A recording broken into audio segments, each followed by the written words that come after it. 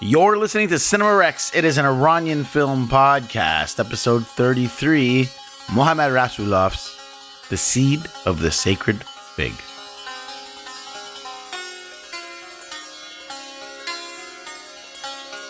Kaveh, how are you? Good, how are you? Stole your thunder. You always ask me first. That's okay. It's nice to be asked sometimes. Why haven't you asked me before? I don't know. I'm not very take charge, I guess. Nothing much is new, Farhan. Did you end up seeing the movie that we're going to do today, or were you late for that? I sure did. No Santa Claus parade could keep me from seeing this again. So I want to do something slightly different right before we introduce our guests. And this is a big... I had this discussion with Farhan internally, and we're going to do things slightly differently this time. And I figured out how to do it, Farhan, because Seed of the Sacred Fig is still a relatively new film. Not a lot of people have had the opportunity to see this movie yet. It's only played either in like festivals or special screenings that Rasulov has done sort of on tour. And now it's just, you said it was just coming out this week in Europe? Is that what you told me? Yes. So I'm pretty sure it comes out in Europe the day that that our podcast episode comes out.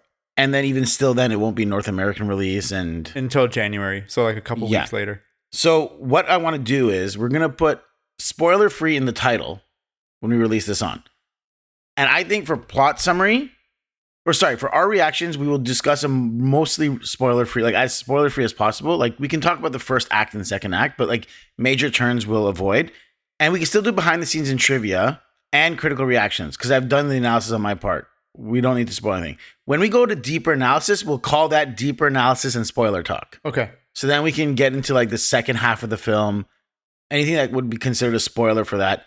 So then we will tell you if you're listening. When we get to the spoiler section of the podcast, we will insert a time code. We'll say jump to X time so that you can avoid spoilers if you want to. Aziz. This is the Cinema Rex podcast where we talk all things Iranian film, television, writing, drama, directing, acting, performances, stage plays, guns, use of guns, protests, seeds, civil discourse, trees, figs, nail polish, blue hair. I'm Kaveh Mohebi. Oh, you have seen the movie. And I'm Farhan Moradi. And Farhan, why don't you introduce our guest for today? Our guest today is Noura Alavi. She's a first-generation Iranian American. Noura has been obsessed with telling and consuming stories since before she could even write her name. I can attest to that. Whether it was listening to her grandfather rant and rave about his childhood in Iran, burying her head in a stack of books, getting an education in the basics of cinema from her older brother, which I can also attest to, or performing in theater troupes, she lived for the escape of a good story. It wasn't until after she graduated with a degree in psychology and a few years of clinical research under her belt that she realized she wanted to tell her own stories for a living. So she made the big brave move to Los Angeles, got her MFA in writing and producing for TV, and has been chasing the screenwriter's dream ever since. Noura Alavi, welcome to the show. Hello. Thank you. Wow, who wrote that bio? It was me. It reads like someone who has an MFA in writing. To be fair, I think in my head, I didn't think about how it would be said out loud and just me giggling to myself as I'm writing it. We will have a corner in this episode. We'll do a section where we talk about, we'll call it Master's Piece Theater. And it'll be anyone who has a master's can comment on the film, and anyone who doesn't have a master's cannot. So heads up if you have a master's. Well, listen, my hand is up, but I also don't think after 3 years of a master's program, I realized you don't need a master's program. Oh, you know what? I agree with Noura. I think that Farhan. This is Master's Piece Theater. You don't ask for the opinion of non-masters.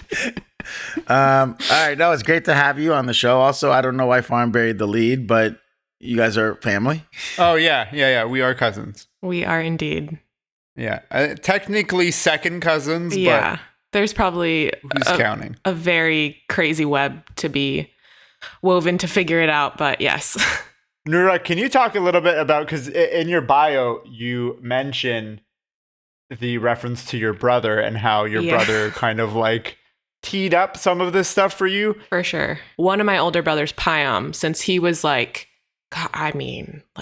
9, 10, 11, was so obsessed with movies that he started. I don't know if you've ever seen this, Farhan, but there's fully like a YouTube short film that Payam and all of his friends, including my other brother Puya, got together one sleepover night and made a kung fu movie. Like, he's just always loved. Oh my God, that's awesome. It's really funny. It's actually very good. Shocking for like a bunch of, high schoolers just putting together something crazy. So Payam has always loved film, but we were on the track of doctor, engineer, lawyer. Like, we got to pick one of those. Right. We're not doing anything in the creative field, but he always loved films. So growing up on weekends or whenever our parents were out, he would just have a movie queued up and me kind of running behind him, like way too young to watch any of these films that he would put on. Right. Would just sit down and just like consume everything. I know that the highlights throughout my time growing up with him were, like, I remember when he showed me Shaun of the Dead for the first time. Now looking back, I thought that they were such niche films. Now looking back, I'm like, these are some of the biggest films ever. But in my head, I'm like, whoa, what is he watching? But it would be like Shaun of the Dead, There Will Be Blood. I remember there was that one Antonio Banderas movie about the guitar case where mariachi. Yes. Mariachi films. That was a big one. We watched a bunch of times. Was it Once Upon a Time in Mexico, probably? That was the biggest one. It was all of them. We watched Once Upon a Time in Mexico, then we watched when Antonio Banderas took over, because it wasn't him in the beginning. El Mariachi. It's not Banderas and El Mariachi. Yes, so we watched all of them. Right. So anyways, fast forward, I'm in high school doing theater and I'm thinking about wanting to pursue the arts. And I think I was just really affected by his change. And him doing film, by the way, was him exploring doing film. So like, he took some film classes at UT after he graduated. Mm-hmm. He had so many friends in Austin. It's a great place for indie filmmaking. By the time he switched off, my like full film brain formed after talking with him. That's so funny. And I kind of like took his place as he realized, actually, wait, he doesn't pursue it anymore? No, he just decided that that's not something that he wanted to pursue full time. And now he owns and manages a really awesome coffee shop in Houston, Native Coffee. If anyone is listening from Houston, go check it out, where he curates like he'll do film screenings at the coffee shop. He'll do like poetry reading nights so he's like, amazing. That's cool. He's a cool curator of like the arts within his new sort of niche. But yeah, I kind of took everything he taught me and then decided that I wanted to go a little bit more on the writing path. He was more on the That's cool. Interested in production and that kind of thing. And so I decided to, after I graduated from undergrad, I took a couple years to work in the psychology field and then decided I just need to try it. I just need to try being in the industry. So I moved out to Los Angeles. Oh my God. Noura. What? I've been to your coffee shop. And it was the worst experience. Oh, it was really good. Oh, good. It was really good. I recognized the patio. Yeah, they're known for, my mom took all of her own plants and put them all over the patio. That's so good. My cousin has taken me to your coffee shop. So I can assume that she recommends it. Perfect. Yes. It's great. It's a great time. They've made like a really awesome space. Yeah, it's very good. That's awesome. Coming back to your career really quick. Yeah. So your brother was kind of like, you're like, to make a Rocky reference, he was kind of like Mickey. Yeah. In a way. Yeah, and you're the Rocky. Yeah. So now you're like, you've gone off, you're like doing your thing. Yeah. How did you get your foot in the door with your first job in the industry? What was your first job? What did you do? How did you get to LA? So I came to LA for a MFA program, classic if you want to get into the industry. But I always tell people you don't necessarily have to do a master's program, but it was super helpful in getting my first industry job. So my program was writing and producing for TV. And throughout my program, I didn't just learn everything there is to know about the screenwriting side, but I hopped onto every short film set I could. Worked my way up from PAing to eventually producing the short films. And through that, I ended up meeting just different people who are actually not on the like film school level, who are actually working in the industry and making their own stuff every day. And it's kind of that classic LA story of I met someone who knows someone who knows someone, and they got me my first job on this really great Amazon Prime show called Outer Range. That's like a grounded sci-fi Western, lot going on. I know that show. Yeah, Josh Brolin kills it. But I was the showrunner's assistant, and I worked on season 2. And it was nice because I was there from writer's room of season 2 all the way through post-production. So it was like grad school 2.0. Like that was all the education you needed. And then from there, I've worked with Peter Gould, who co-created Better Call Saul, on a show that he was developing, and kind of just jumping around different writers' rooms while also, working on my friends' short film scripts, producing their stuff, and then working on my own writing. Why wasn't any of that in your bio? I don't know. I like to be fun. I don't know. We're not about fun here. I never lead with that. I don't know. Noura, do you want to introduce what movie we're doing today? Yes, I would love to. We are reviewing Seed of the Sacred Fig, which is a movie I was really, really excited about too. But it's a fantastic movie by Mohammad Rasulov. Gosh, what is there? Do you want me to go over like the... Well, Kaveh, what's the Persian name? Yeah, because I won't be able to say the Persian name. Fine. Kaveh? Daneh Anjire Ma'abed. Is that right? Yeah. But what I had been hearing in passing for the last year was Daneh Anjire Muqaddas, which is not apparently the correct title. Well, it means the same thing, but I'm sure it's like one of them is the Arabic word and one's the Persian word or something. I don't know. Let me start with the plot summary and then I'll throw it to you, Noura. Okay. Plot summary for Seed of Sacred Fig. Iman, a devout and honest lawyer, lives with his wife Najmeh and their daughters Rvans and Sana. He has recently been appointed as an investigating judge in the Revolutionary Court in Tehran. The position provides him a higher salary and a larger apartment for his family.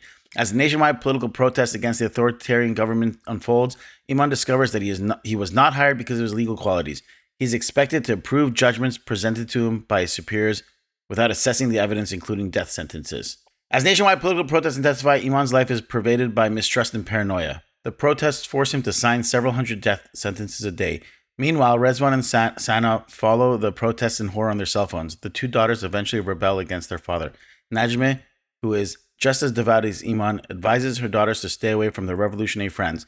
The relationship between parents and daughters deteriorates increasingly while mistrust and paranoia reaches a boiling point when Iman's government-appointed handgun suspiciously goes missing in their home. It has a 94% Rotten Tomatoes score and no audience score because no one outside of festivals has seen it yet. So Noura, I ask you, what did you think of The Seed of the Sacred Fig? Well, first of all, I went in with very little information, which is not a bad thing, but I went in thinking that it was a different movie than it was. And okay, I thought it was going to be like this political thriller about the dad trying to figure out who took his gun. Like the whole time, that was like the main sort of tone of the film, main plot points.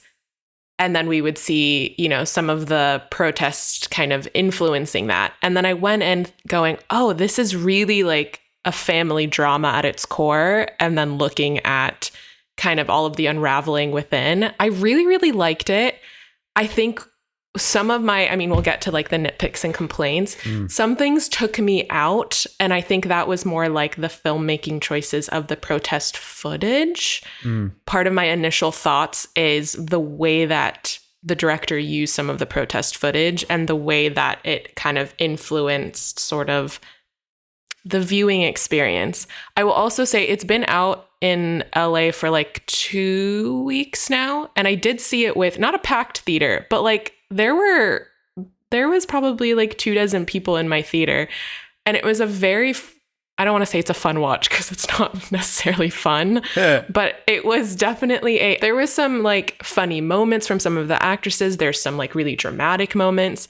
It was such a like, from start to finish, a very gripping movie. Like you couldn't like the audience was very involved, huh? So involved. Like with Sana, the daughter, she had all these like little funny lines or quips.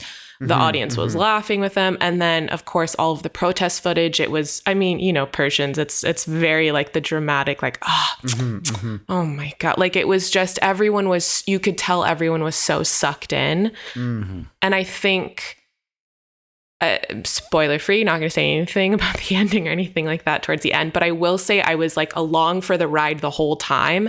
And then I think that last like 2 seconds of the ending kind of, I almost wanted, I don't know what I wanted. It was something that I felt like, oh, okay, he kind of ended it in maybe more of a melodramatic way than I would have wanted.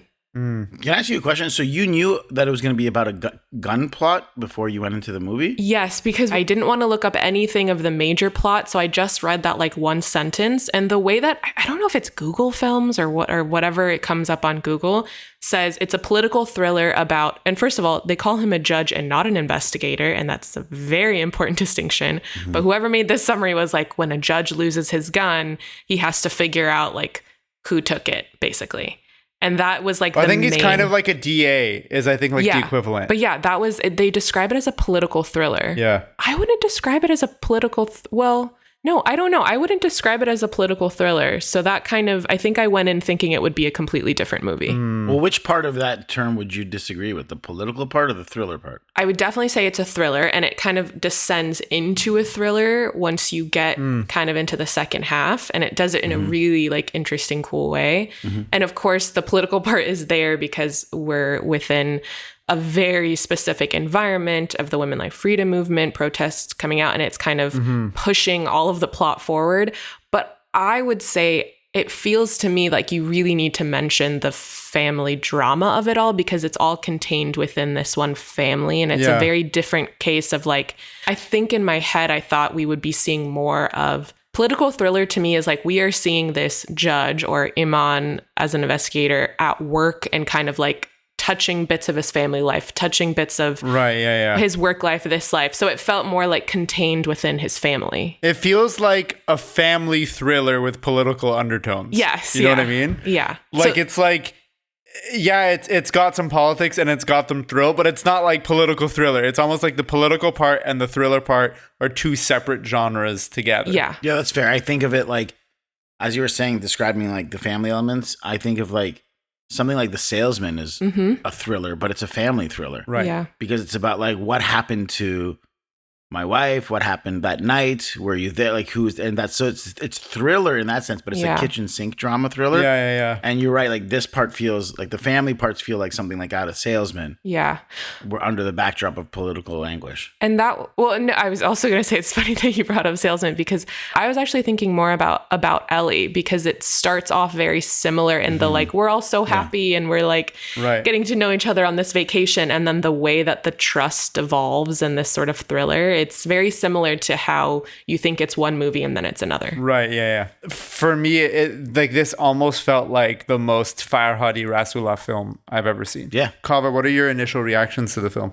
This is, in my opinion, the first, and maybe will go down as the quintessential woman life freedom movie, except for something else that might be directed by a woman down the road. Like that you know of specifically, or you're saying like like a hypothetical film? No, like a hypothetical film down the road might supplant this if directed by a woman. Right. When directed by a woman.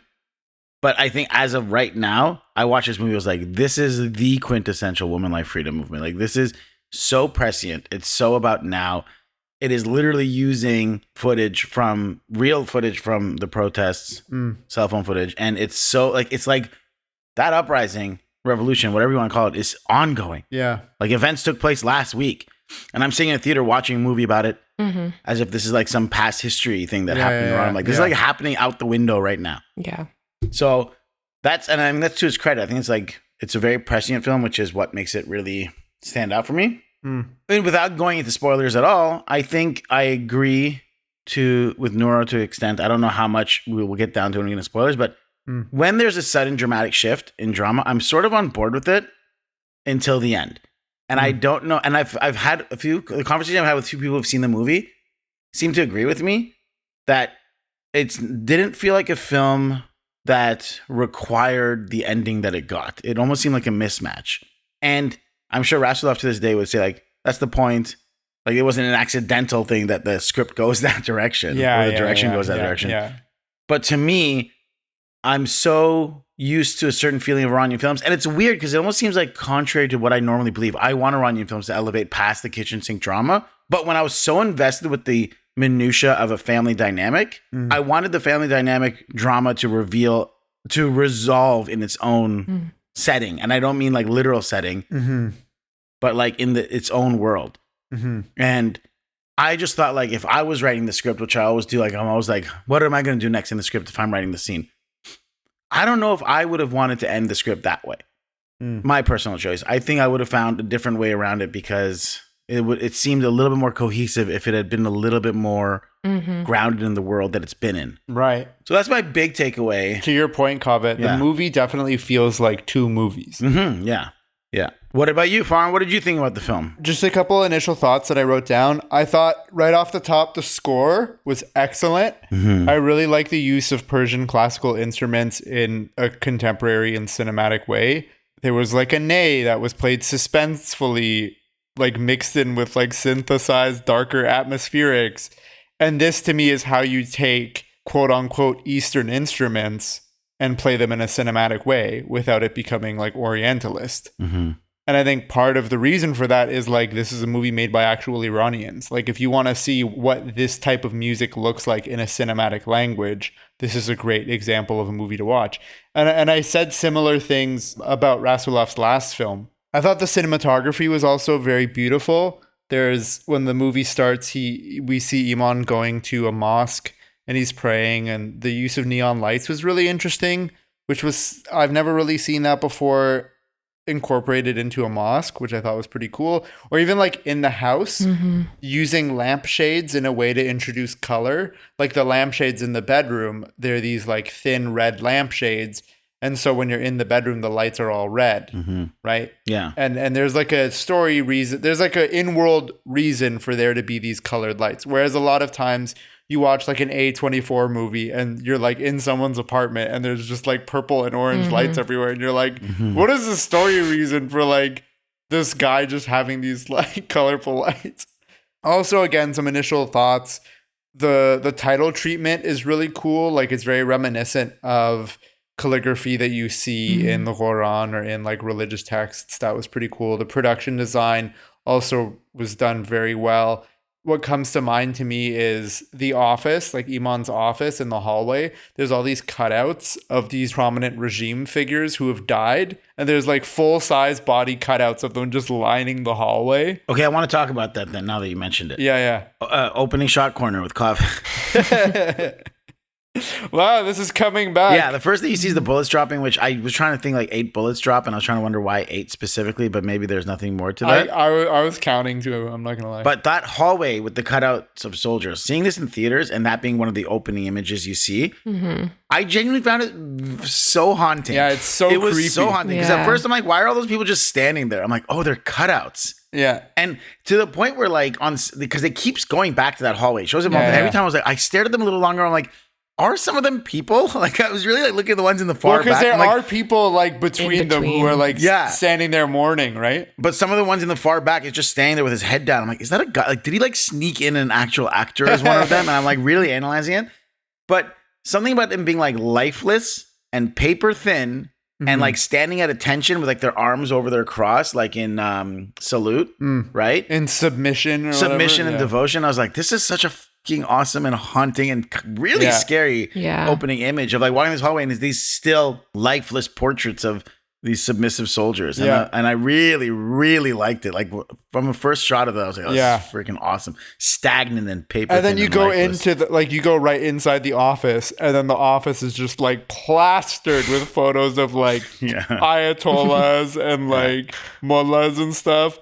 It's just like back to back. It's like really showing you how creepy these environments are, and like these are like this is what these environments actually look like. So to some of these people, some of these like regime people, they're like, oh no, it's like reverent and whatever, but like to anybody else watching it, you're like, oh, these people are responsible for the suffering of millions of people.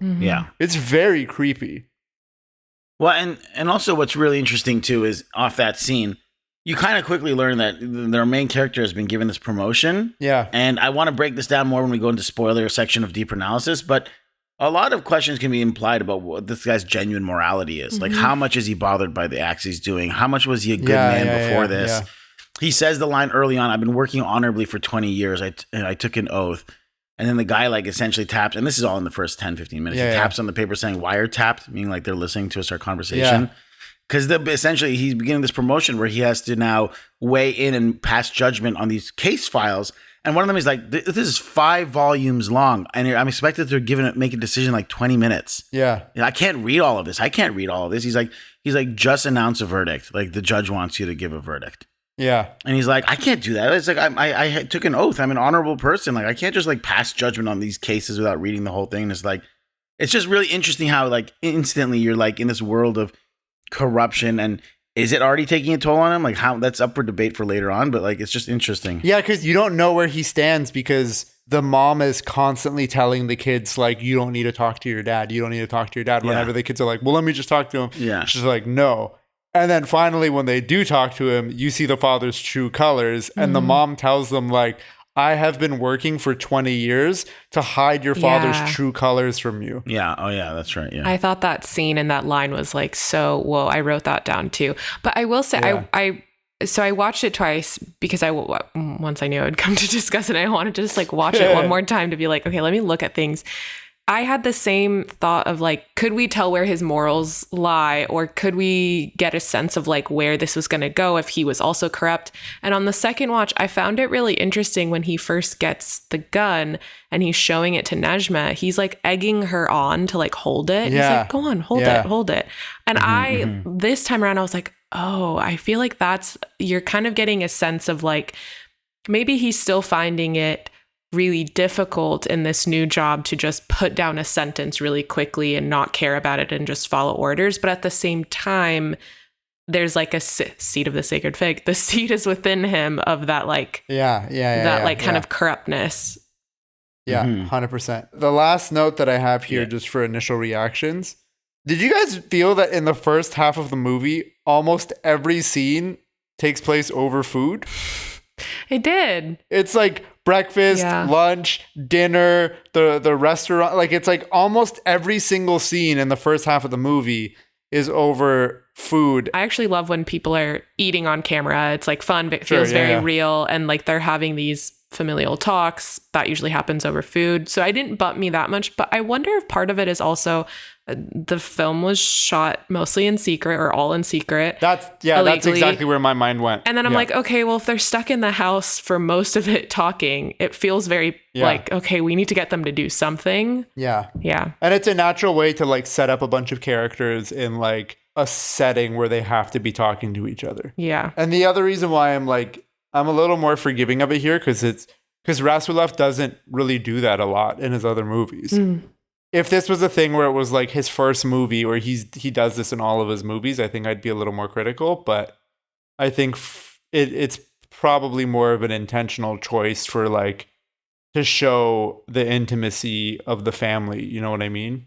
Yeah. But it was just an observation I had. Like one of my initial thoughts was that I just thought it was interesting. My last thought for initial thoughts, and I don't want to go into it too deep until we get into deeper analysis and spoilers, but yeah. I really found it interesting how much attention he pays into how much the wife takes care of Iman. Like how much there's like these like slow shots of her helping him bathe and like she dyes his beard for him and it's like really slow. She cuts his hair, and like really takes care of him. And I want to discuss that later on because we're going to get into specific plot stuff. But my main takeaway was like there's something really interesting about how she's written a little bit like a very like Lady Macbethish in the way that she's portrayed and how she's preserving a lot of the sanctity or perceived venerable outlook that she wants on her husband. Like I would kind of disagree with that a little bit because I almost feel like Lady Macbeth is doing all of that for her own reasons. And that's one of my nitpicks is that it almost feels like Najma's whole idea. And you can, to Reslov's credit, like you can see her wrestling with that in her solo scenes of just thinking of this or that. Yeah. But she doesn't ever have, there's no external, she's not doing this for herself. It feels like she's like, well, this is what I have to do. So I'm going to do it. But it is, I also picked up on that of like, wow, she's really doting on him. And the way it's filmed is also like really that scene where it's like all, I think it's like all black except for Iman's face and she's trimming his beard and like dyeing it. Yeah. I was like, wow, what tender care. He's a king. Yeah. Yeah. And also I just think there, of course she's you could make the argument, it's clear that like she's a victim of a lot of the circumstance as well. But you can't really deny that there is some semblance of, she's also attracted to the idea of like, this job means better apartment for us, a better home, a better life, a better status. And that stuff is attractive to her. Yeah. Yeah. Behind the scenes in trivia. This film was shot almost entirely in secret, as we mentioned, produced with financing from multiple companies in France and Germany. Clocking in at 2 hours and 48 minutes, this is the longest film in official competition at the 2024 Cannes Film Festival. Official submission of Germany for Best International Feature Film for the 97th Academy Awards. That's going to be in 2025. Rasulov was originally scheduled to take part in the 2023 Cannes Film Festival as a jury member of the Uncertain Regard section. However, he was arrested in July 2022 after criticizing the government's crackdown on protesters in the southwestern city of Abadan in Iran over a deadly building collapse. On May 8th, 2024, Rasulov's lawyer announced that he had been sentenced to 8 years in prison, as well as flogging, a fine, and confiscation of property. On May 12th, 2024, Rasulov announced that he managed to flee Iran and was staying at an undisclosed location in Europe. On May 24th, 2024, Rasulov attended the film's premiere in Cannes, and on the red carpet, he held up photos of two of the film's actors, Sohaila Golestani and Misar Zoreh. We had mentioned some of that in our past episodes of Rasulov, but this is just because this has so directly related to this. He had gone through a very similar interrogation as the one scene that we had seen in this film, and he mentioned this in the live screening that we were at, Farhan, that you and Jasmine came to for at least the Q&A. And he mentioned to us that when he was in that very similar interrogation with the blindfolding and his back turned to the speaker, he said he couldn't even hear what the interrogator was saying because all he could keep thinking about in his mind is, why am I so different from this guy? What's different about me and him? Is it our brains? Is it the biology of our minds? And that was one of the things that was the inciting incident for the spark of this film, was starting from that idea of like, what's the difference between me and this interrogator? And then lastly, this is sort of the last point. It's a little bit long, but I'm going to take snippets from it. The Guardian did an extensive interview with Rasulov back in June, and it can be found online. The title of the article is Exhausting and Extremely Dangerous, Mohammad Rasulov on his escape from Iran. And then the subtitle says, the director of The Seat of the Sacred Fig details how he discarded electronic devices and fled over the mountains on foot after authorities sentenced him to 8 years in prison and flogging. Speaking ahead of the Cannes Film Festival premiere, the award-winning independent filmmaker said his legal situation has left him with no choice but to leave the theocratic Islamic Republic because he was determined to continue telling the story of its people on film. Quoting Rasulov, my mission is to be able to convey the narratives of what is going on in Iran and the situation in which we are stuck as Iranians. This is something I cannot do if I'm in prison. And then the article goes on to say, one of Iran's leading living filmmakers, Rasulov has twice served time in Iranian jails, some of which was in solitary confinement. By moving the focus of his latest film from Iran's social system at large to the individuals who tightened the clamps of repression, Rasulov said he knew he was set to receive a more punitive sentence than other previous films. Prosecuting authorities accused him of making his film without obtaining a license from the related authorities, alongside accusations that female actors were not applying hijabs properly and were filmed without hijab, his lawyer Babak Paknia said in an email. Involving imprisonment, a fine, the confiscation of property, as well as a flogging punishment over bottles of wine police had discovered during a raid on his apartment. The resulting sentence is the harshest yet handed out to a director in Iran. Quote, I wrote many projects when I was in prison, and I've always felt that if I go to prison for years, I won't have the strength or the ability to make these films, Rasulov said. So first I have to make them, and then after, it's always time to go back and go to prison. I have in mind the idea that I'll be back in Iran quite soon, and I think that's the case for all of us Iranians who have left the country. He added, they all have a suitcase ready. That's what I have for behind the scenes trivia. I'm surprised you didn't talk about the background of the Women Life Freedom movement. I knew you would. Okay, so a couple little behind the scenes things. Iman, the father character in the film, his political leanings are kind of presented as a bit of a reformist. Reformists are people who have some confidence in an Islamic system, but they think that there are minor flaws that just need to be reformed over time. So that's kind of his like political ideology. Mm-hmm. Then the village that they go to towards the end of the film, and they also go at the beginning of the movie, like he goes by himself to the mosque, it's kind of bookended, is a village called Kharanag. It's just north of Yazd. They have basically been reduced to ruins at this point due to the government's neglect of this internationally recognized heritage site. Also worth mentioning that the whole movie takes place within the backdrop of the women life freedom movement, which emerged following the death of Mahsa Jina Amini. She's a 22-year-old Kurdish Iranian woman who died on September 2022 under police custody for allegedly violating Iran's hijab laws, which she died as a result of essentially government beating her to death. And this sparked widespread protests advocating for women's rights and systemic change in Iran. The low estimate of how many protesters died during the protests, the low estimate is about 500. So it's much more than that. Many people are still missing to this day, and the movie kind of takes place within the backdrop of that. There's also a scene where Iman pulls up next to a car and he looks over and there's this woman listening to the song Paranoia by Shervin Hajipur, which was largely seen as kind of like the anthem of the women life freedom movement. Yeah, that's pretty much all I have for behind the scenes and trivia. Critical reactions. The only thing, I mean, as I mentioned, is 94% Rotten Tomato score, and most notably, it was nominated for the Palme d'Or at the Cannes Film Festival.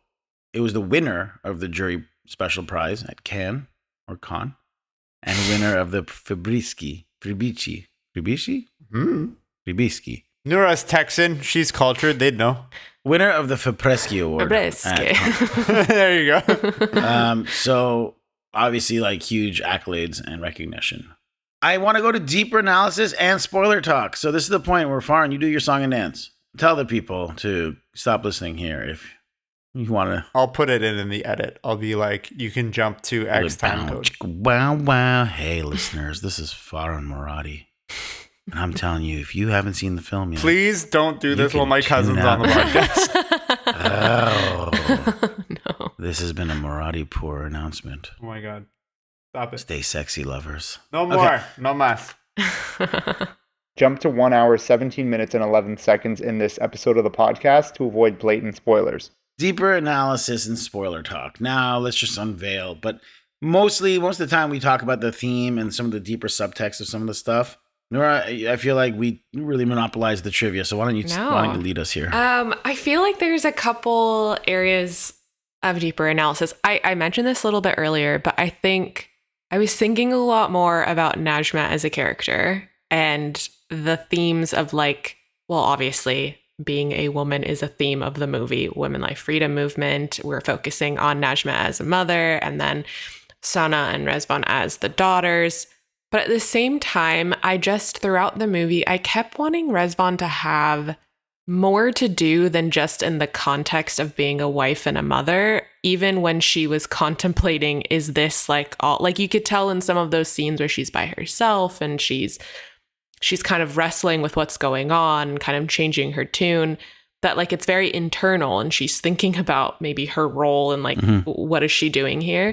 But the only other time that we see her interacting with anyone outside of her own family is with the wife of Iman's friend, who's the wife of that investigator. But even then, whose name is Fatemeh.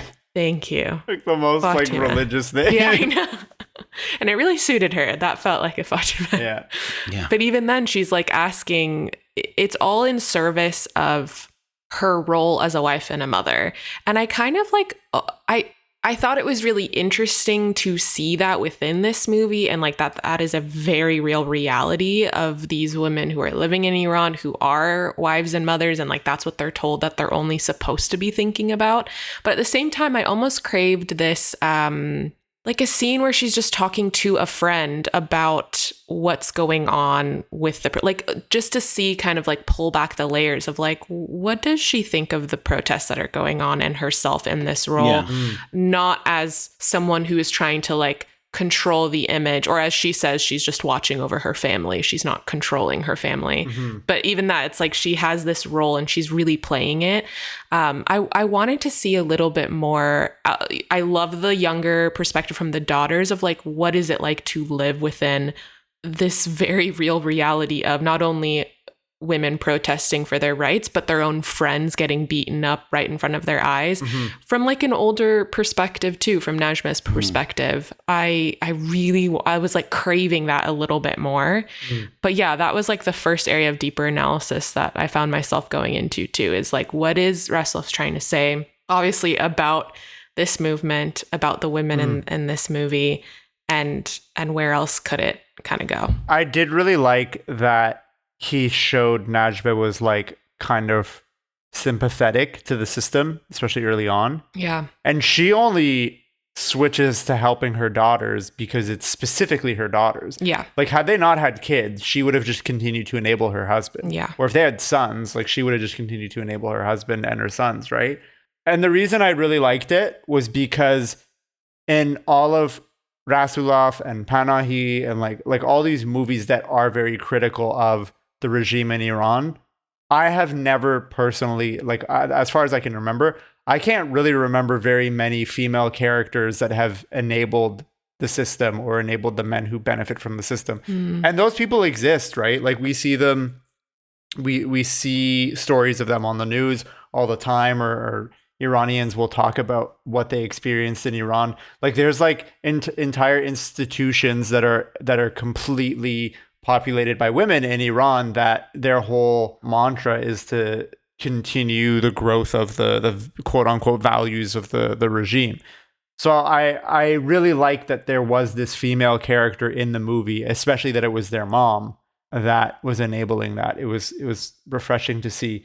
And also kind of exploring her hypocrisy a little bit. Because like at the beginning of the movie, she's talking about how she's like, oh, you can't dye your hair, you can't have nails, you can't do this, whatever. And they're like, Mom, you literally do all those things. And she has like the most bullshit defense of it. Yeah. And it just shows how there are people, men and women, who benefit from the system and from the power, but then will crack the whip on everybody else below them.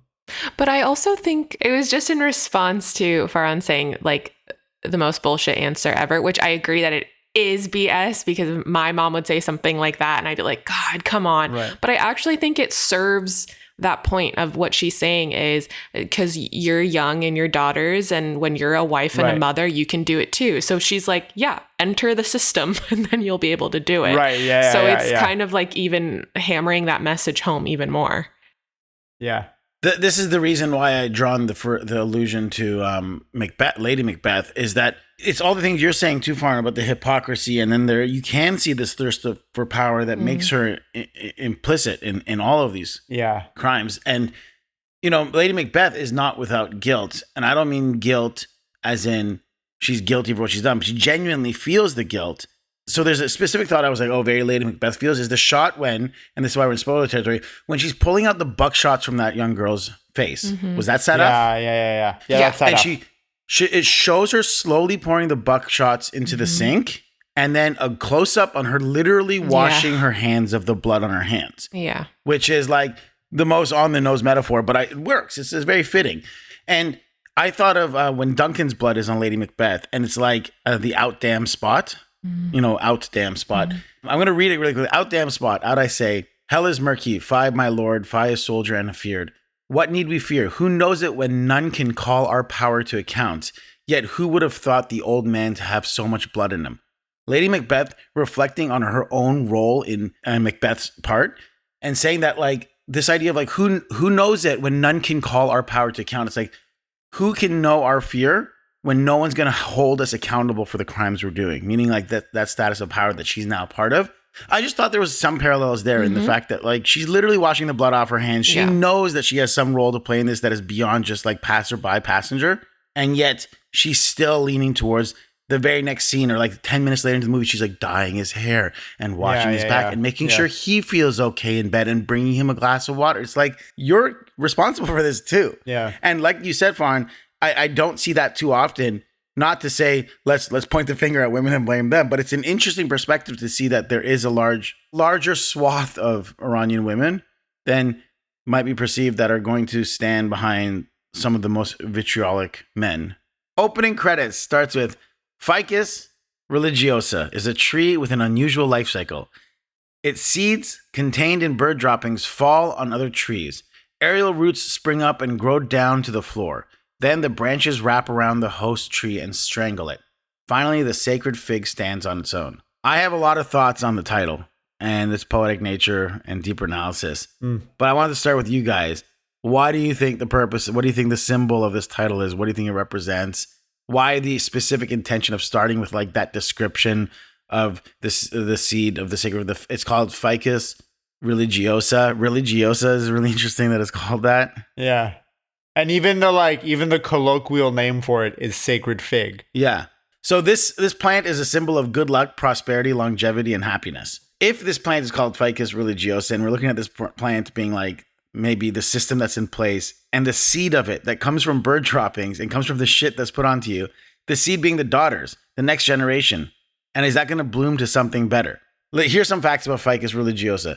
It's also known as peepal trees, Peepal. The sacred fig is considered to have religious significance in 4 major religions that originated on the Indian subcontinent: Hinduism, Buddhism, Sikhism, and Jainism. Interestingly enough, not Islam, according to Wikipedia. It is also known as the tree of life. And here's why. It produces oxygen even at night, and it releases a lot of oxygen, around 600 pounds of oxygen a year, which it's the average tree releases about 260 pounds of oxygen a year. It has an extremely long lifespan, can live from 900 to 1500 years, and some have even reported to be around 3,000 years old. They have very, very strong roots, and peepal trees are also considered in Indian culture like doctors because of all the medicinal qualities. Most of the parts of the tree are used in Ayurvedic medication, which can treat up to 50 different diseases. What does that mean? It's holistic medicine. Okay. Important part of the ecosystem is a natural air purifier, helps heal the ozone, and they are natural coolers. So very strong medicinal benefits. It's very helpful to our system. It's very strong and very old with strong roots. And I think this idea of the sacred fig is considered to have religious significance, but the seeds of them, which might come from bird droppings, it's an interesting, I mean, I can see some parallels of like the daughters being the seeds of this sacred fig. Oh, that is going to be.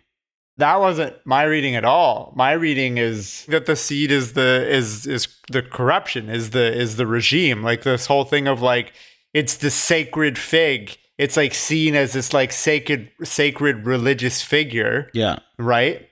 That like people are like, oh wow, it's so great, it's beautiful, all this stuff. And it like plants itself and it grows. But the way that it flourishes is that it wraps itself around something that has a true foundation and it strangles it. And it siphons everything that it can from it until it kills it. Yeah, I'm just thinking from the idea that the seeds are also known as like metaphors for offspring. That's what I thought at first. At first, I was like, oh, this is about like the people and their resilience and all the stuff, and then they're gonna strangle the regime. But the more I thought about it, and I went back and I reread the opening lines, it made me more confident in, oh no, the sacred fig is the strangling nature and the siphoning nature of the regime, and that the seed here is the father in the family unit. Right? I forget who it was. I think it was Panahi who mentioned that the regime is also in the home, that it's the father, it's the brother, it's the son. And we're really seeing that here with Iman, whose name means faith. Noura, take it away. I had the same thought that the daughters were the seeds, or bigger is the protesters or the women that are marching through the streets were the seeds and coming in to strangle the existing regime. So I definitely, but I think maybe I too was thinking seed, offspring, daughters, literal translation. Well, that's another rendition of Masters Piece Theater where the MFA people disagree. Yo, if I don't, but you're if convincing. Razilov came out and said what I said, you guys both have to rip up your MFAs. It did make sense. I followed along for it. Like I can definitely see that. I think I still just can't get away from the idea of if you're coming together as one big movement, then we're able to suffocate whatever was deeply rooted before, which is to what you said too. It's kind of like what they did in their family unit in their home. Like you said, there's a regime within the home, and the daughters, that was a really interesting evolution too, to see that the way that those daughters were interacting with each other, with their parents, how the parents were kind of their roles. And then as the protests were kind of unfurling, you see the daughters kind of pushing back too. Seeds strangling the regime. Okay, the gun, he puts the gun in the drawer. It's pointed right at his head. Did you guys notice that? No, I didn't. Yeah, when the gun's in the drawer, it's literally pointed at his head where he lies down. And like every time it goes in the drawer, it's pointed at his head and he lies down. So like immediately the first time it went in the drawer, I'm like, he's gonna die because of that gun. Well, and is it even more interesting now, again, bringing up what I had said earlier of him trying to get his wife to hold the gun and egging her on, it's safe, it's fine. Mm-hmm. Yeah. Yeah. That scene felt weirdly like sexual. Well, I think for me, another big... Like, and dominating. Yeah, just this idea of like power. And I think that was the other interesting thing of depending on who Najma is with. So when she's in those scenes with her husband, she's so like docile and like serving her husband, and the power dynamic is so clear. And he's like kind of getting off on his power with her when it's showing the gun, when it's talking about he's got this new job and this new position and now they're gonna, go to these places. And then as soon as Najma's just with her daughters, there's the power shift. And now she's no longer this docile, soft-spoken, like... Yeah. The power She totally becomes like shifts. his lieutenant. Yeah. I liked that it dived into how a lot of people, especially in older generations, consume their information in Iran from the news. And then the younger generations or the more informed are consuming their information from like TikTok and Instagram. Like there's a scene early in the film where the mom is literally watching the news and the kids are secretly sending TikToks and Instagram reels back and forth, which I thought was cool. Yeah, that's a good point. Yeah, I really like that too, especially that's been a whole thing of like, how do people show social media on film and TV? And it's always like really over the top and not... I thought they did a really good contrast again of like the differences between this generation, that generation, and what are the roles of each. But I will say, going into this kind of, I don't know if I should mention it here if we're doing like more of like a nitpick section, but I thought it was so cool that we got to see the real footage of the protest on the street through the social media. But as soon as it went from seeing it like on the phone and then it went to full screen and we no longer saw the daughter, so like it went from like diegetic to non-diegetic, like that's where I kind of, it lost me a little bit, and it felt like oh, this is a capital M movie with a capital M message. Like it felt like it would have been more effective to just keep that within the world, like diegetic. Yeah, just be able to, okay, the mom is consuming her news on the TV and we're seeing that, and then every time we're seeing footage, whether it's the daughters watching it or it is, Najma eventually is what, I don't know, but like I wish it would have just stayed on the phone so that way we could just see how are they consuming it and how are they reacting to it. Yeah. I wholeheartedly agree. I had the same thought when I was watching those scenes. Yeah. That I agree with the message, but it's not subtle. Yeah. Speaking of message being subtle or not subtle, when Sadaf is leaving the house, like after she's been shot, do you have anything before that? No, but is this a nitpick? No. This is deeper analysis. On her way out the door, they put the rusari over her head, like her own rusari over her head. Like they're not giving her a fresh one. And it's like stained in her own blood. And it's like, it felt a little heavy-handed. Yeah. I was like, okay, I get it. She's like doomed. She's like marked. Like, I get it. Oh, I didn't even think about that. Oh, really? Oh, I didn't think about it like that either. Oh my God. I thought it was like so heavy-handed and so like on the nose. I was just like, how is she going to get even a block down with that Rusari on? Yeah, I was really thinking well, it's the point. Like, I think practically the character would have been, at first I was like, why are they giving, like, this is weird. Why aren't they giving her a fresh Rusari? And then I was like, no, this is a Rasulullah film. Like, this is done intentionally. What is his intent? And then I was like, oh, the intent is she's marked with her blood, blah, blah, blah, blah, blah. This is like the compulsory hijab is what's going to doom her. She's marching to her death. There's a scene where the dad and the supervisor are plotting over what's going on with the family who has the missing gun. Do you remember what's playing in the background of that scene? A movie or song? No, it's sort of a song. It's the azan. It's the Islamic call to prayer. Oh, yeah. I remember that, yeah. I like when these movies will do stuff like that. There's an interesting one with the dog in Hit the Road, which was kind of like ridiculing it. And then in this case, it's showing that it's like that power, that the authority. Okay, here's a question for you guys. Do you think that Rvans was the one who shouted at the protest that resulted in Sadaf getting shot.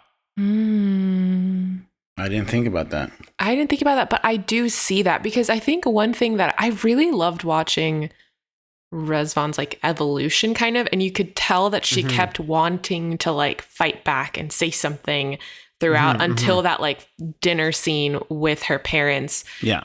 That it felt like she had been living a double life, almost, of not a double life to the biggest sense of the word, but like muted. I imagine that her and Sadaf were probably going around like not living life, but like just kind of egging it, being like, yeah, look at us, like go.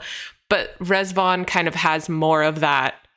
I think the guilt is still in Rvans' head versus Sadaf is kind of fully free to keep moving with the movement. So Rvans kind of holding herself back. I can imagine, because also she felt, well, that's just her friend, but she felt so like we need to help her to her mom.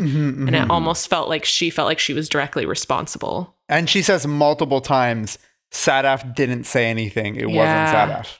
I was beside her the whole time. Like she says it repeatedly. See, I thought that was her trying to say like, I've been in this house where I see how you guys consume the news and how you guys are getting this information. And I have seen this firsthand. And now I need to spread what I have seen firsthand. To me, it felt like it wasn't that she was the one who said anything or was even super active, but that she was taking it all in and kind of seeing the truth for the first time. And now she's like on a mission to be like, no, whatever your perception is and what you're getting is not the truth. And now I'm more emboldened to say something. I look at under the auspices of these women don't even need to do anything for these assholes to hurt them. So but it's Sadaf just like, didn't do anything.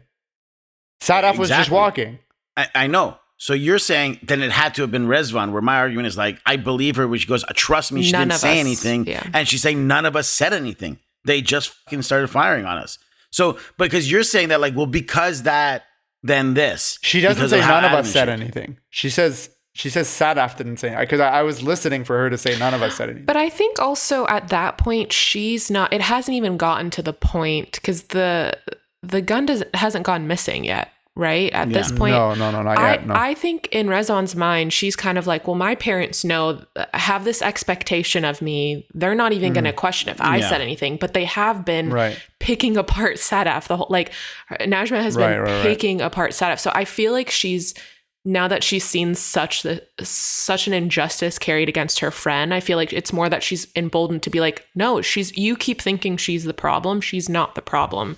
So I didn't, but I can imagine a world where like Rvans is sort of, after hearing from Sadaf what has been going on, feeling that mix of like, whoa, they're really doing this, and also like, oh my God, this is so scary, and then being there in person. I can imagine a world where she's kind of with Sadaf being like, okay, yeah, let's go check it out, but not necessarily like saying any. I don't know. It didn't feel like, yeah. Okay, cool. Did you guys want to see Iman doing an interrogation? Because for me, I felt like we started with Iman, and we started with this promotion that he's like excited about and then like not excited about. We hear a lot about what he's expected to do and how hard this job is. And then it goes to mostly just with Najma and her daughters and seeing the protest through their eyes. And then it's just Iman coming home, and we see him deteriorating from the pressures of this job. And at one point towards the end, he even talks about, oh, I interrogate thousands of people like you, or thousands of protesters. I almost like wanted to see, not that this movie needed to be over 3 hours, I would almost take away certain things in place of, I kind of wanted to see Iman in action, like less of like hearing about how difficult it was and more seeing him. Like, was he actually conflicted? Or is it the opposite, where it's like he's loving it, and then it's when he's stepping outside of that role that he's realizing, oh wait, what am I doing right now? So I guess that's a question for you guys, and whether it's still hit just as hard, or it's just as not necessarily believable, but like for this story to really have that impact of this is a man who's unraveling.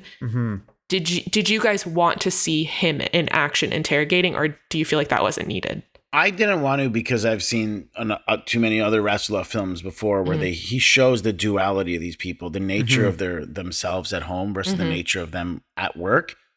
Is this like they can shut it off and shut it on, and when they turn it on, they are that person, they are the regime, they are an arm or branch of those people. But then because they are human, at the end of the day, do some of them grapple with guilt? Do some of them have post-traumatic stress because of it? Because you're doing horrible things. So I actually didn't want to see it because I kind of felt like I've seen those characters before in other films, and I think Rasulov's kind of painting a brush of like, this is the regime that if these guys are falling in line, they're all one and the same. They're all kind of like, there's a mantra, there's a doctrine, you follow it. This is the person you have to be. What I really liked about it, and this is why I didn't care to see it or didn't miss it from the film, is that once it started infiltrating into the home, and like even the wife who's now been complicit to this whole thing is now on the other end of the interrogation. Seeing how the other guy treats his own friend's family with complete indifference, you might as well be another suspect, tells me this guy's probably doing the same thing. If he's allowing his own family to be treated this way, he doesn't give a shit about strangers. I mean, he carries some of that burden of guilt when he comes home, but I'm sure that the way that guy was almost like, you'd almost think that his friend was didn't you kind of think like he might go a little bit more lenient on them and be like, no, it's okay, whatever. Well, that probably was lenient. Maybe even, but it was still scary. It was absolutely scary. It was really sociopathic scary. For sure. It's just funny to think that like their family gets sucked into this thing, and now they are the enemy within. And And I will say, that was the question I had throughout as I was watching until we get to when they're in the village in the home, and he's like pulling out the camera and interrogating the daughters for himself. Then it hit like, oh, cool. Okay, I'm glad we saved that for, we didn't get to see him doing interrogations of whatever, all these protesters, because now we get to see him in this much more interesting version of an investigator and interrogator. I didn't necessarily miss it. Now that you mention it, like it would have been kind of cool to see. But like Kava said, like if you watch There Is No Evil, after seeing that, like I feel like I got that from that film. Well, I was going to ask you, do you guys think he was good at his job? Because there's a moment where he says to his wife, doesn't he at one point accuse it Sadaf, and it was? Or Sana. Yeah. Well, did he? I feel like they were laser focused on Rvans. They were, but I think at one point he said, I could see it in her eyes. He says about the other girl, I looked in her eyes and I can tell. He said, she knows something. I can see it in her eyes. So it was right. Like he kind of was good at his job while not being good at his job. He didn't know the full truth. Yeah. So he detected something in her. And so that says that he could, but also at the same time, he's like pretty bad at his job. Like even when he interrogates his own family, he's like not making any leeway with them. There was one line where he, honestly, I didn't put it down as like my favorite quote for later, but honestly, my favorite line delivery when he's talking to, or when Rvans says, oh, here, I have the gun. Let me go take you to the car. And they go to the car and she can't find it. He kind of turns and he just said, they're all liars, or you're all liars. Like he's just sort of like grappling with himself. It's almost like he also can't believe whether or not he's good at this job. Like he doesn't know what to believe. I'm not bad at this. You're bad at this. Then later when there's a scene where Sana is hiding out in the storage room and she pulls the bag off of the speakers. Then when we cut back to her, she's zipped up in the clear bag. It almost reminded me of like a body bag, huh? Yeah. I just thought that was like, it was a really interesting visual. And then she like emerges from it. It's almost like you think she's doomed, you think she's dead, and then she's rising. She like gets out and she's like, you know what? I'm going to take charge. Yeah. Yeah. This is not a deeper analysis for me, but one of the things I want to talk about in plot summary that I want to talk about now, or our reactions, is all that stuff with the gun was for me when the film was really hitting its stride. And I mean early on when it's like within the family interrogation, who has it? That was like the fire huddy thing of like, did anyone even take it? Did you just lose it? Yeah, that's what I was thinking too. Yeah. That to me is the moment the film is hitting most of its stride. I even really like the stuff, and I want to ask you some questions about that. When his paranoia is getting so much that he thinks a guy's following him on a motorcycle. Yeah. Remember, parked outside his window for a long time, and then like people in the grocery store that he ends up tying those people up outside. All of that stuff was like me really feeling the momentum of the movie and enjoying it.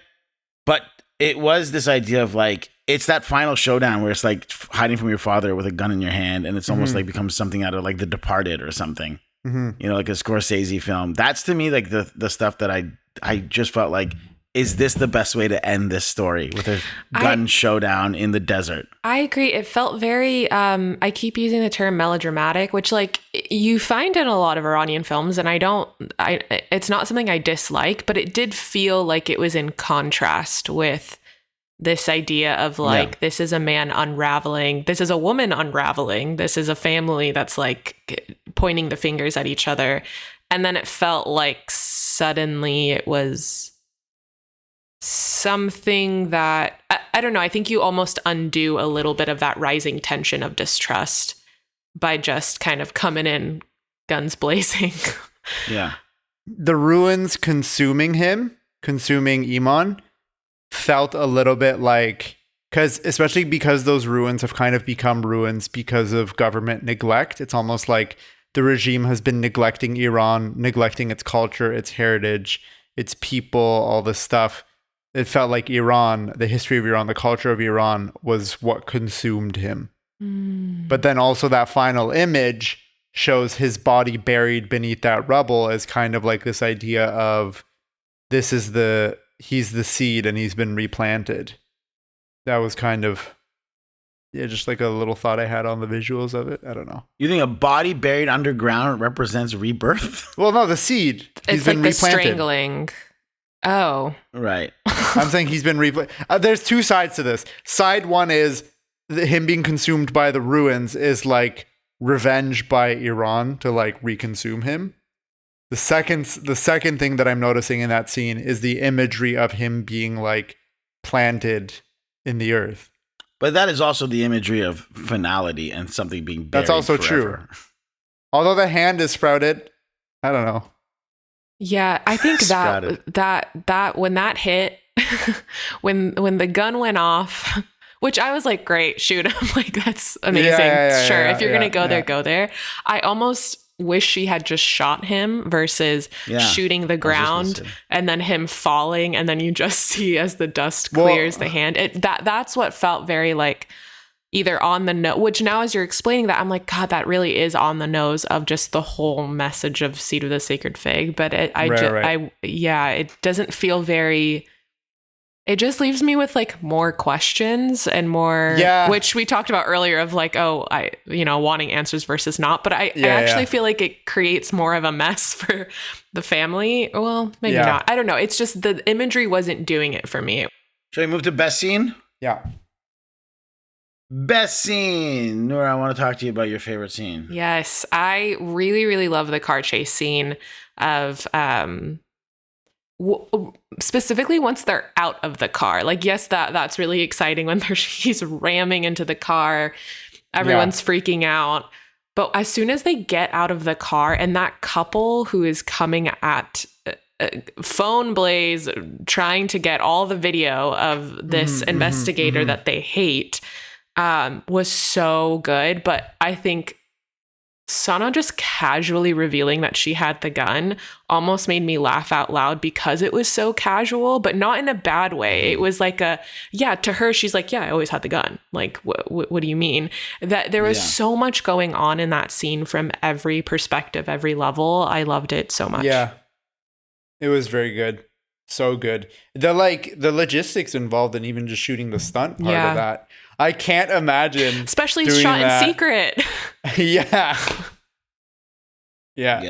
I do wish they had like sped up some of the shots a little bit, but it was still done so well. And that takes so much time and effort. It must have taken them a week just to get that sequence. Yeah. This is nuts. It's so crazy to me that you never get a resolution on what happens to those two people bound and tied from behind in the middle of the desert. Like, they're just left for dead. And we're just like they generated a lot of empathy from like audiences. And they're like, what happened with those people? They just die? But also, what did you feel? Like, I felt like it was such an interesting choice to have the daughter all of a sudden side with her father in that scene and like reveal the thing. And my main thing was like, well, at the end of the day, like, you don't know who these people are and it's your dad. And that thing, it just like highlights how complicated the whole situation is. Because, in the scene, he's the antagonist. Yep. and he's like the bane of your existence right now. But it's like you're still the daughter of someone who's your father, and at the end of the day, these are strangers attacking you.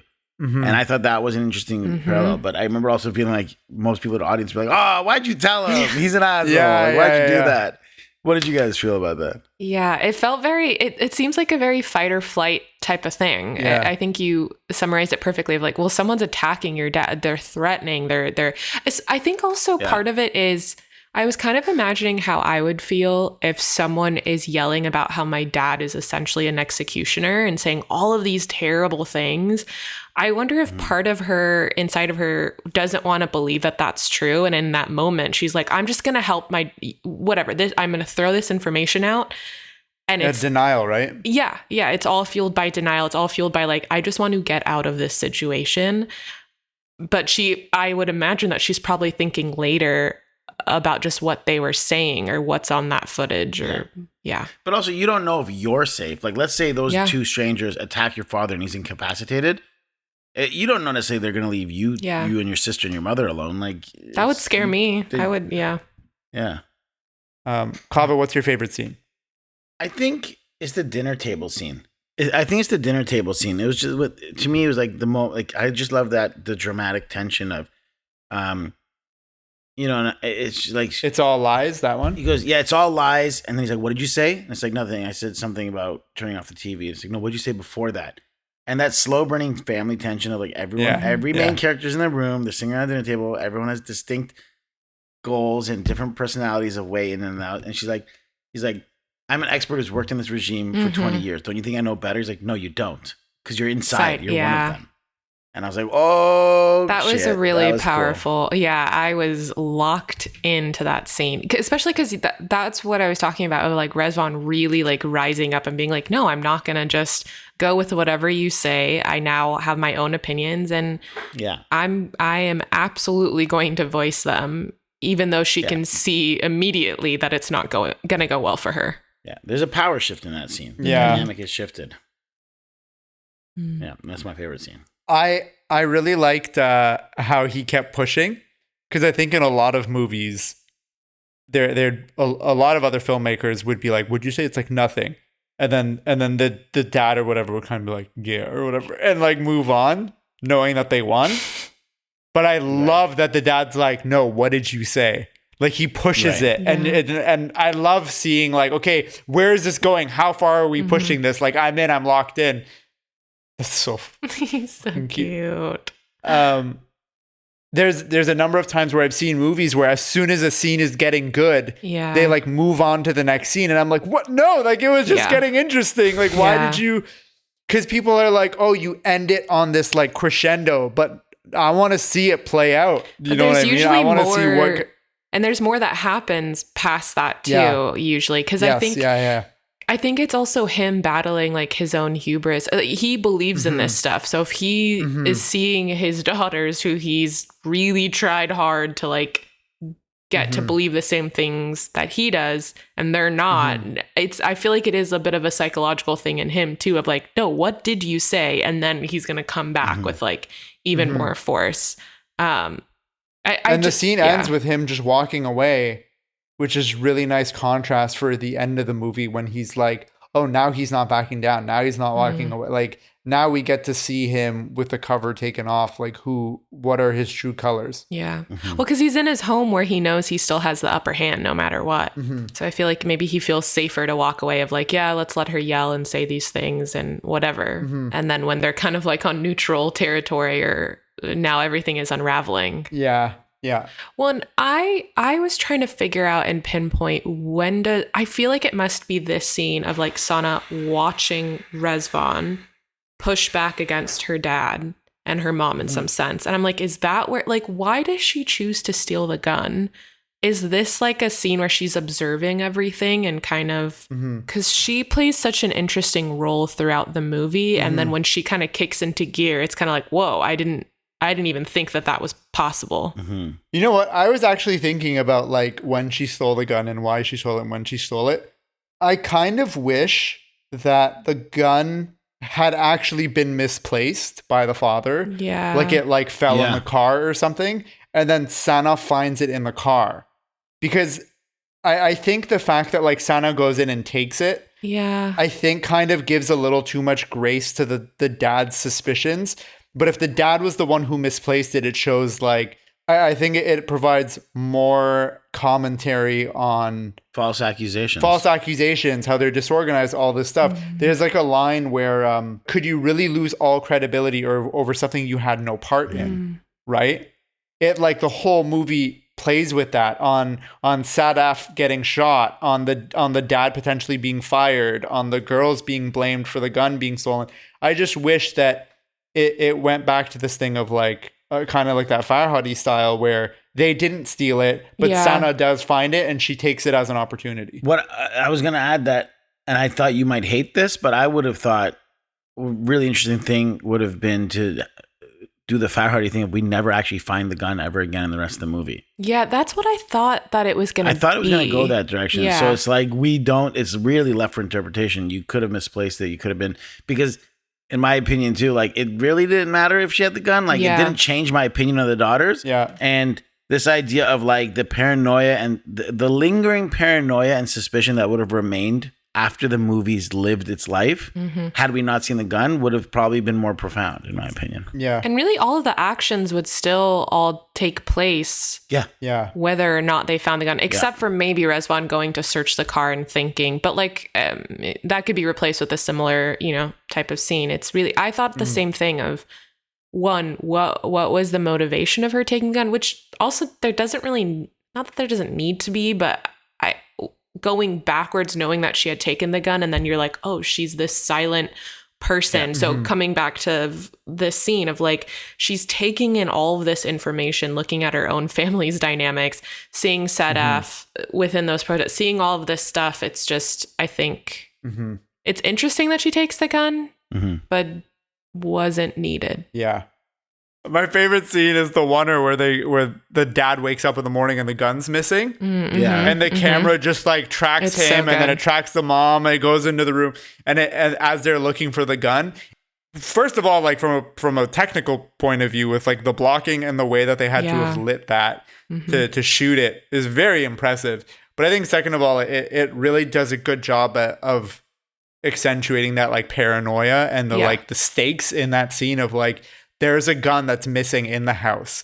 Who can I trust? Who can I not trust? Is someone, are we going to turn a corner and all of a sudden one of the kids is standing there with a gun? Is it the guy who was outside earlier? Like what is going on? Like where is it? And a lot of times in movies when there's oneers, it just feels incidental. Like it's like a cool moment of filmmaking, but here it's really, like motivated. Yeah. Yeah. Yeah. Good call.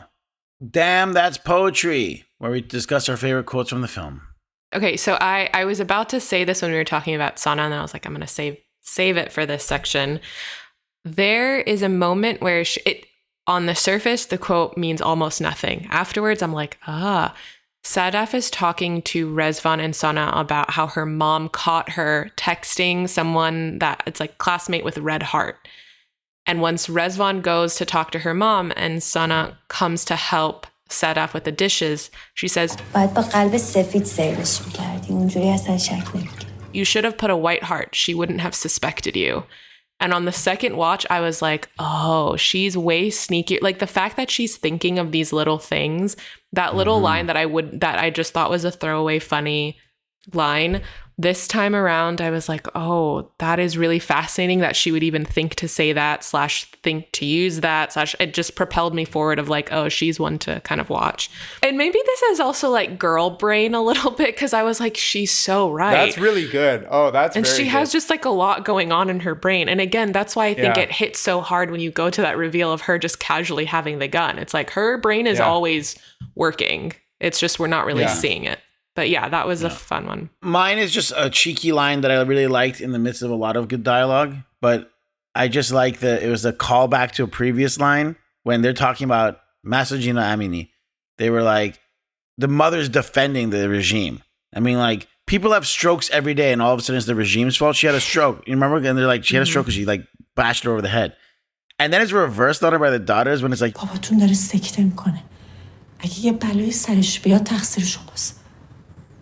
چی شد مامان؟ تا چند روز پیش روزی 1000 تا آدم سکته میکردن، تقصیر کسی نبود. سکته بود.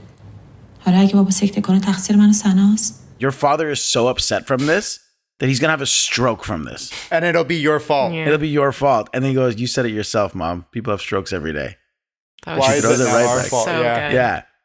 And I was like, oh, such a slap in the face. And again, it's just another level of that, like they're finally slowly coming into their own of like clapping back at them.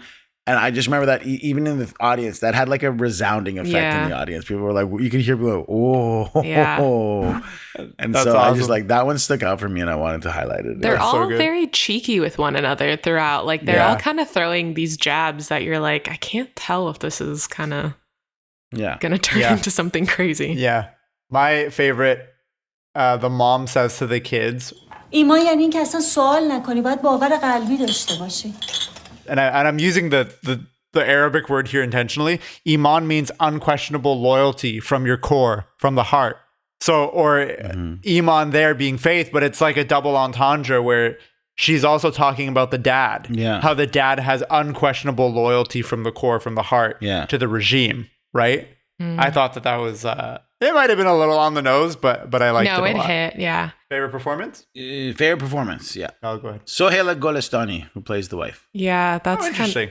No, I was gonna say that's who I had down too. I at first I didn't. It was almost like I didn't like her at all, and then I realized that's why I loved her performance because I didn't like the character. Yeah. I think she has to carry so much more like emotional depth behind the complicated feelings. Like every other actor is a little bit more self-assured of the feelings they're feeling and the direction they're going. Where Najma just has to like deal with this like balancing act, but based on whichever character she's playing. Like it's really testament to how well she played the role. So that was my pick too.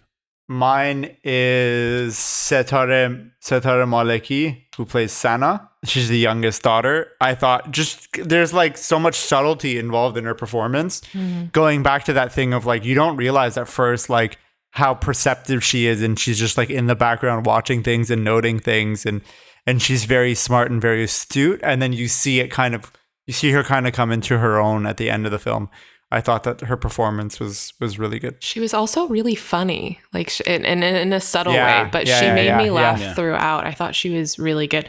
I feel like I kept rotating. This was the hardest for me to decide what my favorite performance was because I kept rotating between the three women. I think I landed on Sohaila Golestani because of that. Just like by the end of that film, you're going through the most with her internally, I feel like. But I also really loved, I think a lot of those dinner scenes or those big arguments, Mahsa Rastami, who plays Rvans, also, I don't know, I want to highlight all three of them as my favorite performers, but they're all just so good. Mahsa specifically, though, was really interesting to watch her resolve, like the way that she attacked those argument scenes or dinner scenes and just being so, like you can see a young woman who is forming her own opinions in real time and pushing back. I thought that was a really good performance from her. Festival of Cons. Take it away, Farhan. Okay, one of them is the mosque that he prays at the beginning of the movie. The way that it's cut and the way that the scene is presented is like, it seems like he gets his promotion, drives just outside town, prays at this mosque, and then goes home, right? That's how it's presented. Yeah. Kaveh, would you agree? Yeah. That mosque is 8 hours away from Tehran. Well, it did seem like it was a dusk or dawn situation. So maybe he got the promotion, drove all the way. Quick 4 a.m. prayer sesh. Yeah. And this isn't like an obscure thing. It's the same mosque from the village that they go to at the end of the movie. And you can even see it in the shot. So it's like, what?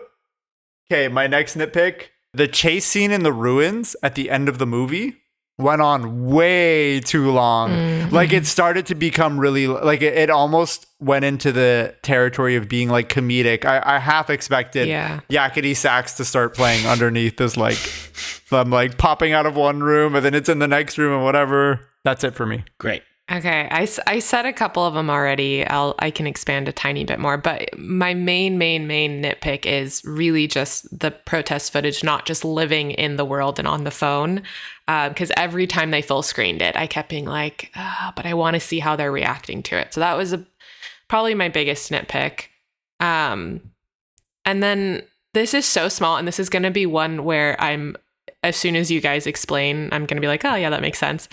When they get to the village and they're inside the house, and I feel like all of a sudden we are, maybe this isn't even a nitpick, but all of a sudden Iman is locking up the doors and starting the interrogation. It just feels like it switches a little bit too fast. And I think that my nitpick is like, there's no real, it just happens too fast. The locking of the doors, I think there's a huge switch and I didn't vibe with it. I don't know. Was that even a nitpick? Yeah, that's a nitpick. Yeah, that's a nitpick. I feel like I agree with you. As my nitpick is that everything around that moment, once they like, I even like the stuff with the car. It's once they get into that cottage cabin thing they're in. Yeah, it really felt like the pacings. It's like we should be like ramping up towards the ending, and it's really stagnating. And I don't know where it's going, which I'm intrigued. But knowing the end result was going to be this showdown, like my biggest nitpick is I don't like the last scene. I genuinely don't like this final showdown. And even the stuff building up to it, I'm like, where is this going? Like, how is this build on? How is this the conclusive theme of the things we're building upon? Yeah, I feel like things were happening way too fast and then way too, not slow, but like all of a sudden things were changing and I didn't know why. And that interrogation scene was really good and really interesting. That whole Sana climbing up the tree was so random, but like fun and like, okay, let's see what's happening. She's breaking out. But like all of it did make me kind of scratch my head. And then the biggest nitpick of all is just the hand sticking out. It's just right. That imagery. Double feature lineup. If you had to pair this for a double feature movie lineup, what would you go with? Okay, so my double feature might seem a little random, but I was thinking a lot about the way it was shot, considering that it was shot secretly and illegally, and being so impressed with like the cinematography and what he was able to do, and like even the exterior, the chase scene. And then I started thinking about like, what are the other films that I know that are shot in secret that would make like a good contrast? And I immediately went to this film that I watched in undergrad. I took this class called like youth culture in Iran or something random, but we talked a lot about like counterculture. There's a movie called No One Knows About Persian Cats. I don't know if you guys have seen that. Great movie. Yeah, it's amazing. I really like it. Very different in tone and genre in a lot of ways. But I was rewatching it yesterday, and I actually am now even more firm that this is like a perfect double feature lineup, just because it's also shot completely illegally. He does so much more. So it's directed by Bahman Gobadi, co-written by Roxana Saberi, who is the Iranian American journalist who was arrested and in Evin prison on suspicions of espionage. So there's lots of these undertones around human rights issues. But No One Knows About Persian Cats is about basically this 2-person band who is looking for more band members to join them as they fly out to London to play their indie rock music that they've always wanted to play. And so it's good music too. It's really good music. And really good music. As they're like meeting all these potential band members with the help of their hilarious agent or wannabe agent, you're kind of getting a taste of Iranian culture, music, Iranian music from all, you have folk music, you have heavy metal, you have hip hop and rap. So you're getting like a really cool vibe of Iran. It's filmed. I think this is a good double feature just to see how things are filmed in secret in different ways. Yeah. And No One Knows About Persian Cats is really interesting because it's kind of like a half documentary. Yeah. Type of fit. Like it's really like a collection of music videos. As polished. It's not as polished as this film. It's like very handheld cameras and stuff. There's no lighting. There's this scene where you can fully see the director's hand coming into the frame as he's like directing people on the street. Yeah. But at the same time, I think the way that, in between the music and as you're following the story of these kids who are just trying to get their passports and visas, you're hearing about, I'm pretty sure that the 2 kids have just gotten out of prison as well. And they're talking about how making art is essentially illegal. And the songs themselves are talking about, the lives of Iranians every day and what they have to go through. So it feels like an interesting double feature on 2 notes. One, just the styles of filmmaking when filmmaking is illegal in Iran, certain types of filmmaking is illegal in Iran. And then 2, just like a look at, it's like a slice of life. Like you said, Kava, this movie is like quintessential women life freedom. Like it's this not slice of life, but like you're looking at a point in time where there's incredible unrest and these incredible protests coming up, and how is it affecting their lives? Yeah. And then No One Knows About Persian Cats is such an interesting slice of life of like, what is it like for these young Iranians who just want to make art, and what are they facing against? So that's my pick. It's also really funny. It's like a really, really funny movie. Yeah. And they have a interrogation scene in that one too that's filmed really, really interesting. It's like filmed through the crack of a door, as if Oh, cool. you're watching the agent being investigated for a number of things. But then he also does a reverse shot on one of the band members watching. So it's not a true like guerrilla style. He had to film through the crack of the door, but it is interesting to see like, okay, I'm shooting illegally. Might as well make it feel kind of interesting. Yeah. I like this because it is like a very different genre and like different tone in a lot of ways. The reason that I was struggling with it is every movie that I was thinking about pairing this with, I was like, this would be an exhausting double feature lineup. Yeah. Because it was like other movies that were very tense. Yeah. Or there was a lot of like I kept thinking of different Farhadi movies, for example. Or I even thought about Rasulov's last film, Evil Does Not Exist. And the reason that I didn't land on any of them is because I thought they were tonally too similar and it would be emotionally exhausting to the audience. So instead, I'm going to go in the direction of taking a lesson from what you just said. Instead of matching things up tonally, I'm going to match things up a little bit on content. The movie has quite a bit of like a whodunit element with the missing gun and the family. So a good whodunit movie that involves a family that's tonally totally different, and I think would not result in the audience getting too tired watching them back to back, would be Knives Out. I think pair this up with Knives Out. Very different movies, but they're both like, they both give you a different sense of like that whodunit with like total different tone, and I feel like it wouldn't be too overwhelming. Yeah. Yeah, it's also families accusing each other. I didn't even bother trying to shift up the tone because I was thinking of protest movies, and I did think of movies shot in secret. At first, I was thinking like, this is not a film, the paranoia film, but I didn't want to do that because I've also paired that up many times before in other episodes. So I went with the themes of like resistance and revolution, totalitarianism, individual versus collective, Star Wars. resistance of forbidden knowledge, the role of memory and truth, and universal themes of oppression. And I went with Michael Radford's adaptation of Orwell's 1984, because a totalitarian regime where people are slowly being like told to not believe the truth before your eyes. I just thought that would be a nice depress. I just kept trying to think of protest and revolution films. And another one I thought of John Hurt. Yeah. And I was thinking of at one point I'd even thought of like Steve McQueen's Hunger, which is like a completely different type of protest. It's a very beautiful movie of watching someone slowly die. But I'm going to go with 1984. And the audience can have a fucking terrible time watching those two movies next to each other. That's it. Can this be a modern Hollywood remake? I say no. No way. No. There's nothing that could be done with this film.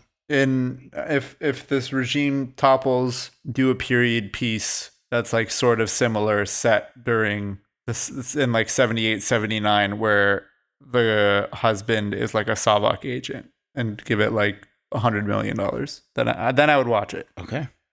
Under those specific descriptive. I mean, if you think about it, you could make the dad like a CIA agent. It's an American movie. It's like you could, I don't know. Or he's like maybe it's like under Trump's administration and it's like some big like mega guy. I don't know. Final thoughts and grades. I struggle between an A-, and a B++. And I think even just this discussion alone has made me realize that it is probably in the B echelon for me. A high B. But when I put it in the camp of like other Iranian cinema, it's not even like, I think this pales even compared to other Rasulullah films, in my opinion. And the fact that I don't love the ending, and I think the endings of films are everything. Like it's what you're building towards. I give this like a strong as high of a B as I possibly can, but say that it's got some interesting flaws that aren't flaws that are interesting because they were choices that I just didn't agree with. Solid. I am kind of around the same.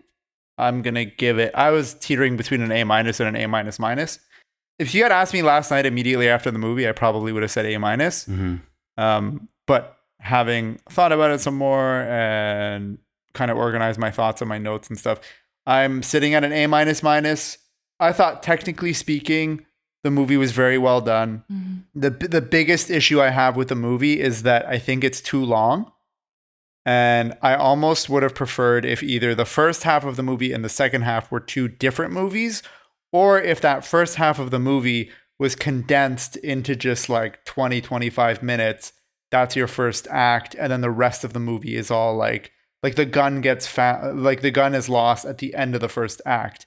That's kind of what I would have preferred. Like, even in all the descriptions online where they try to describe the plot of the movie, it goes up to the point where the gun goes missing. At that point on, no one really talks about it because of like spoilers and stuff. But that I think goes to show that the gun going missing is where the movie really kicks off into what the rest of it is. But again, overall, technically speaking, there was a lot of things that I loved about it. In deeper analysis, I gushed over tons of really clever imagery and directing choices. This is of the Rasulullah films that I've seen, this is probably the weakest for me, but it's still high praise. Like, I'm still giving it an A minus, and I do think that this is probably going to go on to win the Best Foreign Language Oscar, and it probably should. But yeah, that's it for me. Noura? I'm similar. When I first watched it, I feel like I was in like maybe an A minus territory, and now really thinking about it, I am more in like a B plus plus territory. I just feel like a lot of first of all, it was a beautiful movie. Just technically speaking, it was so beautiful to look at. It was made like, just especially considering how it was made, it's incredible. But I think a lot of my problems with it was feeling like I was sort of getting hit over the head with the message that the movie was trying to give to me. And when you kind of already really, really know that message not inside and out, but when you really are familiar with it, it kind of almost takes away from what I was more interested in this film, which was how is this family kind of deteriorating as a result of mistrust and what's going on with the protests as not only the backdrop, but the catalyst of the internal conflicts. And I feel like some of the walking away with that ending felt like I was walking away with, what I need to take away from this movie is like the big message and the big takeaway, versus what I found the most interesting was that family dynamic and the rising tension that he was able to create. But overall, I mean, it was really, really great. Like see, now I'm like back at an A minus. No, I'm gonna stick with my B plus plus. That's my final thing. Great. And I will say, to your point, Farhan, I actually disagree on the Best Foreign Language Film. What should win? I think I think it probably will win, but what I think should win is Kneecap. Oh, Kneecap is really good. That's barely but it will language, though. Hey, I don't think the Irish would appreciate you saying that. But they speak English throughout a lot of it. Like, most of it is at least 50% in English. But I think it's nominated for, well, either way, I think it's going to be nominated. I love Kneecap. Kneecap was a great movie. It might be in my top 10 of the year. Same. That means that the Cinema Rex show average for Seed of the Sacred Fig is B++. Nice. Noura and I agreed almost uniformly on everything in this podcast, by the way. That's our master's degrees coming to use. I know. And part of that is because Noura admitted that her opinion on a lot of this stuff is very really impressionable. And you know what? I've gotten better at standing behind. Well, I think I did a pretty good job at standing behind most of the stuff I said. Yeah. But yeah, I agree with you. I mean, 1, 2, 3, Master's Power activate. As he walked up the red carpeted steps and entered the theater to thunderous applause, Rasulullah didn't look like a man who had been on the run just 2 weeks earlier. He fled his country after receiving an 8-year prison sentence. Like some of his other movies, The Seed of the Sacred Fig was shot entirely in secret. The exiled director's story of officialdom's misogyny and theocracy in his home country begins as a downbeat political and domestic drama in the familiar styles of Iranian cinema, and then progressively escalates to something extravagantly crazy and traumatized. A family story about an effort to do good for one's own becomes a deeply psychological thriller as the ever-tightening noose of paranoia and suspicion starts outwardly on the citizens but slowly closes in on Iman and his family as he focuses all of his suspicion on his daughters and wife. Rasulov included real-life footage of the protests and ensuing acts of police violence, giving the film a jolt of documentary immediacy, but he also shows us how Iran's social unrest impacts the family directly. Although the shift in tone and its extended runtime gives me some pause to call it perfect, this film's importance is beyond doubt. Rasulov has never been shy about calling out Iran's authoritarian regime, as he did in earlier movies like Manuscripts Don't Burn and There Is No Evil. What makes The Seed of the Sacred Fig so gripping about its nearly 3-hour running time is how assuredly it blends domestic drama and topical thriller, the personal and the political. Once again, Rasulov continues the legacy of bravery and bold-headed determination that Iranian filmmaking is known to do. A film that not only flies in the face of fascist governments, but spits in its face along the way. And for that courage, that sacrifice of family, home, and love that Rasulov has made for cinema, we must not only praise him, but stand in ovation with eternal gratitude. Noura, thank you so much for joining us on the Cinema Rex podcast. Thank you for having me. This was amazing. To our audiences, thank you for listening. We love each and every one of you with boundless intimacy. Especially you. Especially you. That's you. Yeah, you. Put it in yourself. You listening to this right now. Yeah, you. Yeah, in the gray hat. No, the one wearing the gray hat will really be creeped out. Yeah. Farhan, thank you for all that you do. You know how I feel about you. Unfortunately. Thank you, Kaveh. And for everybody else, Bilmi the Didar. Bye. Also, make sure you like, comment, subscribe. Music for Cinema Rex was written and performed by Sohail Sadinejad.